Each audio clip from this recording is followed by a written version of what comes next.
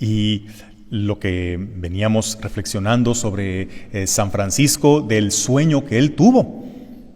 cómo el Señor le manda: Francisco, reconstruye mi iglesia. Él pensaba que se refería a una capillita que estaba casi en ruinas, desmoronándose, pero hablaba más allá: reconstruye mi iglesia en una etapa en que las piedras vivas de la iglesia, o sea, los creyentes, estaban desmoronándose, en que los cimientos de la iglesia, que es la fe, se estaba debilitando precisamente porque había grandes catedrales, había grandes iglesias, y los jerarcas de la iglesia estaban revestidos de tiaras, de capelos, y llevaban una vida de príncipes. O sea, había lujo y esplendor en la iglesia, que era la que dominaba el mundo en la Edad Media, pero la dominaba con la fuerza y el poder humanos, no con la fuerza del Evangelio. Ya nos explicaban acá en las grandes basílicas de Roma, pues tienen esa magnificencia, pues porque en ese tiempo los papas eran más unos reyes, unos príncipes, que unos discípulos de Cristo.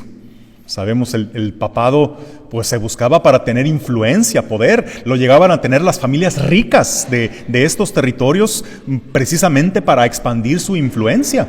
Sabemos que había papas pues con una vida bastante cuestionable moralmente hablando, que su ostentación, su lujo, tanto de papas, de cardenales, y la incongruencia tan grande que había entre predicar a un Cristo pobre, a un Cristo que vivía la caridad, pero el estilo de vida que llevaban los que representaban la iglesia, eso hacía que hubiera cada vez más debilitamiento de la fe, de la devoción. Entonces Francisco era el que tenía que reconstruir, tenía que ser el que salvara esa iglesia de caerse. Y ahí es donde, en medio de toda esa ostentación y esa ambición, esa búsqueda de poder, aparece el pobrecillo, el poverello de Asís, un hombre congruente hasta la médula, que predicaba un Cristo pobre y realmente no solo ayudaba a los pobres, sino que se hizo pobre. Pero no una pobreza para vivir en la miseria, sino para donarse a sí mismo. Un hombre que vivió unido a Cristo crucificado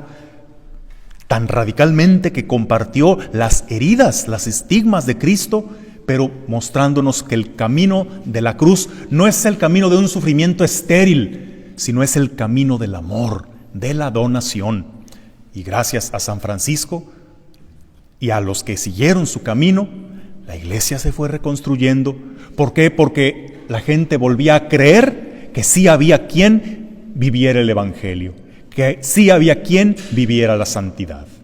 Y bueno, yo hoy te invito a que reflexiones: ¿quién para ti es el que todavía sostiene tu fe o la poca fe que te queda? Porque ciertamente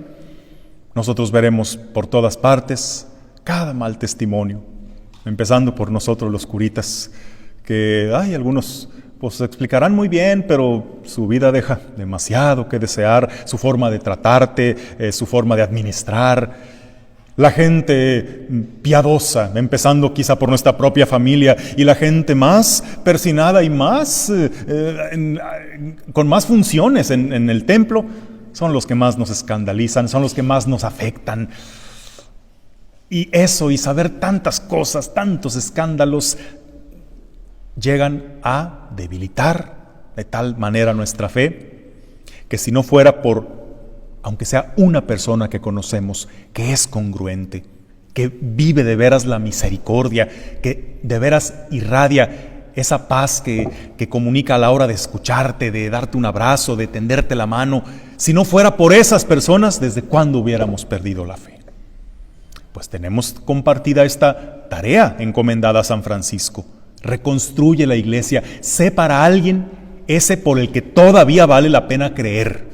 aunque estemos en un entorno corrompido, podrido, pero si eres tú esa luz en la oscuridad, ese por el que todavía se puede sostener la fe de alguien, porque al conocerte dicen: por ti todavía creo que hay gente buena en el mundo, todavía hay gente que cree y que vive lo que cree, entonces así es que iremos sosteniendo la fe de tantos, como lo hizo San Francisco de Asís.